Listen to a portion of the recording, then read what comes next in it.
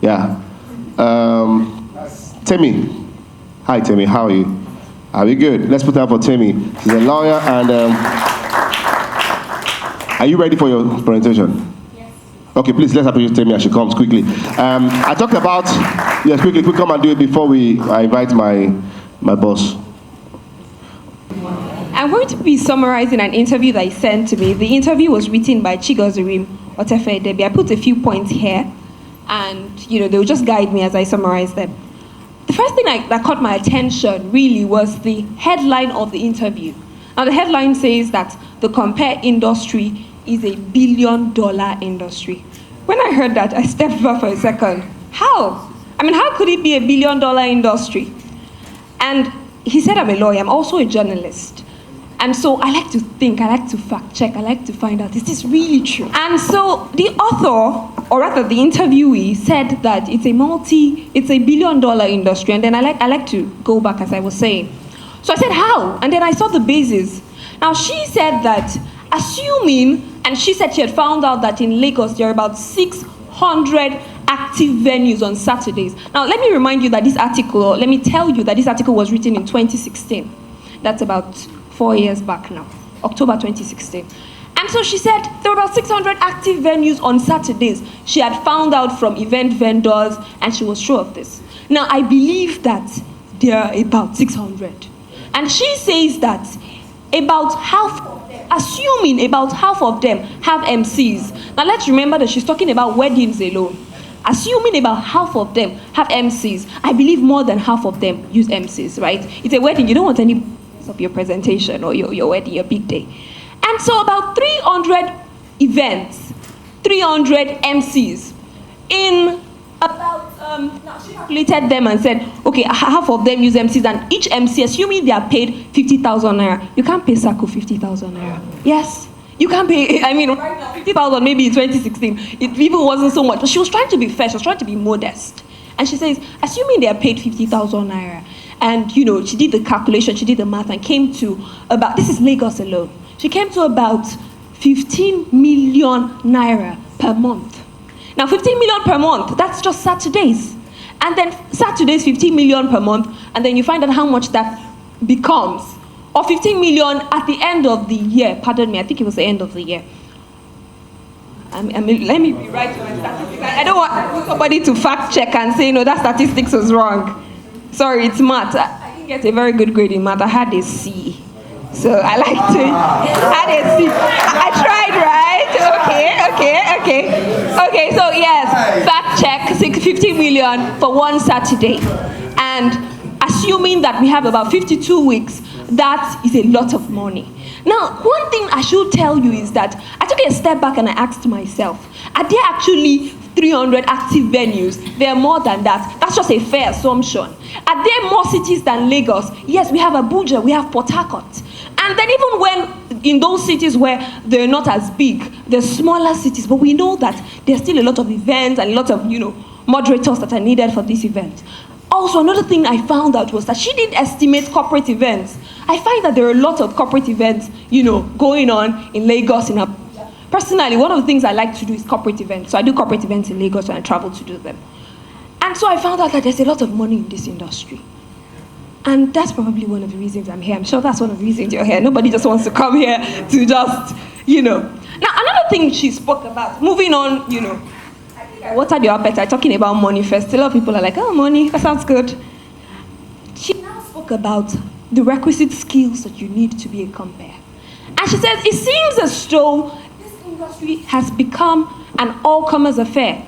There's no qualification. If I'm a lawyer, it took me going to the University of Ibadan, going to law school to become a lawyer. But for this industry, if you can speak well, if you, whatever language, preferably English, if you speak well, you're eloquent, it just seems like you're good to go. And that's a challenge. And so she said, she now recommended, ideas that could make it work because it puts the image of a compare at risk. Because people, oh, you're a compare, you're an MC, yes, like the one that we saw that day. And so she advises that more talent managers should. And so they train compares and they outsource them. That's one of the recommendations that she she gave. Now, moving on Compass being influencers. Now, during the interview, one question that was posed at her is how that Compass they have a good sense of humor. And sometimes they just tell a lot of jokes. There's a lot of attention on getting the audience to smile or laugh. You like to see everybody smiling and attentive the way you are attentive now. And that could be a challenge. And so the question that was put to her was, how do we get Compass to understand that they are thought influencers, that they are thought leaders?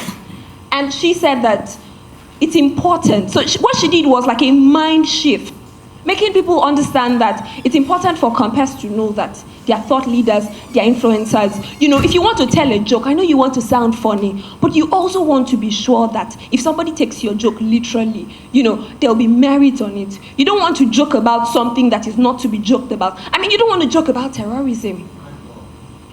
So, that's just to give an example to take it home a little bit.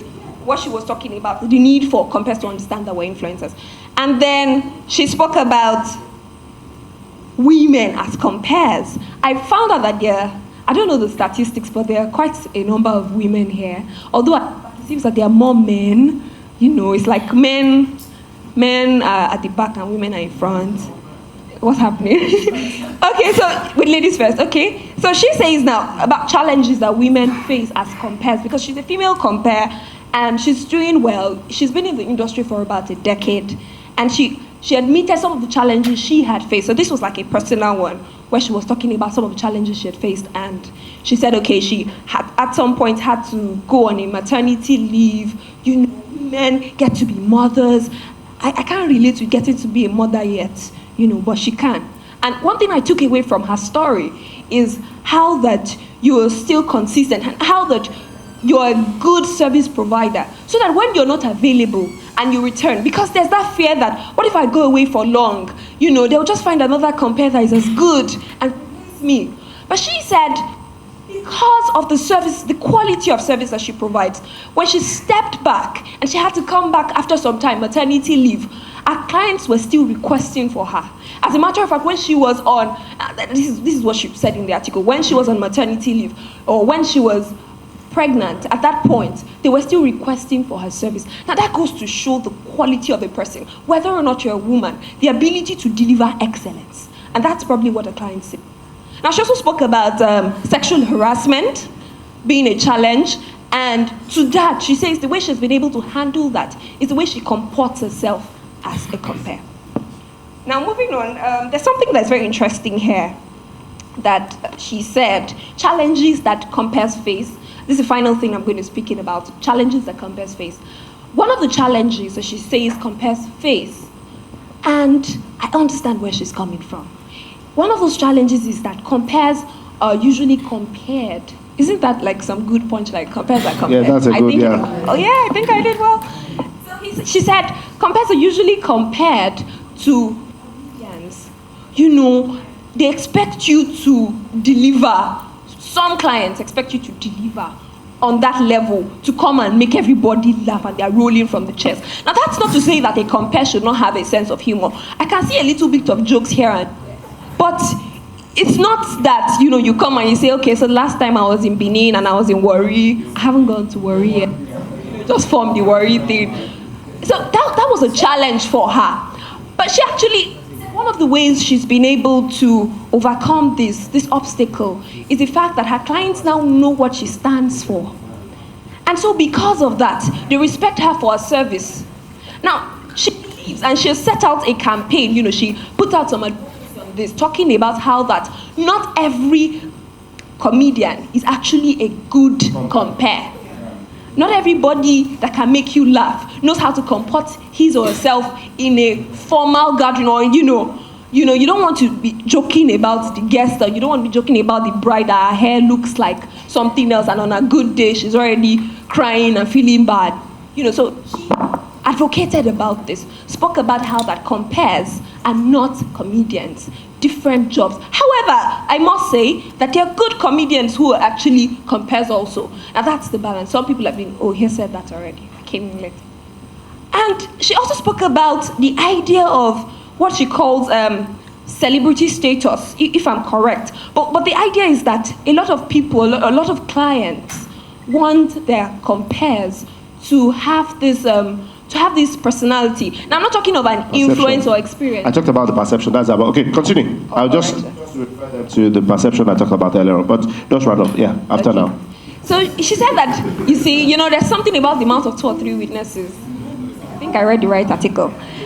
So she said that a lot of clients expect them to have some status because you're on, probably you already have a show going on, you're already in front of the TV. And she made a distinction between the ability to actually moderate a discussion on air or in that setting, TV, radio, and the ability to connect with a live audience. Those are very different things. And I think she has set out, quite a few good points there, talking about how that she's put out in her blogs and articles, how that there are different roles. And the fact that people actually want somebody because of the name. If you say that a big name is coming to your event, maybe that will gather some traffic to your event. And that's been a challenge. However, just jokingly, I found that she says that she has been doing some more work, on radio also. I guess that works.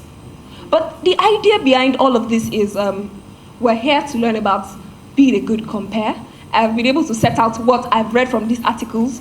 Majorly, I think I agree with some of them. But basically, there's been a lot of learning for me as I read that. Some of them were good reminders, to be honest. And I look forward to such an impactful session. Thank you so much. Let's put it together for Temi Kukwala, right? Amazing. Okay. One of the things I also learned from her page is that when a client gives a feedback, you need to bunch it and put it up on your status. Put it up on your Instagram, let people know. When people talk about you, refer. It's good that people talk about you, that you won't talk about yourself. So, though there could be some paid people that you pay, I'll let you talk about me. But sometimes when you do a job, or most times you do a job and then people are saying from the status, it's good.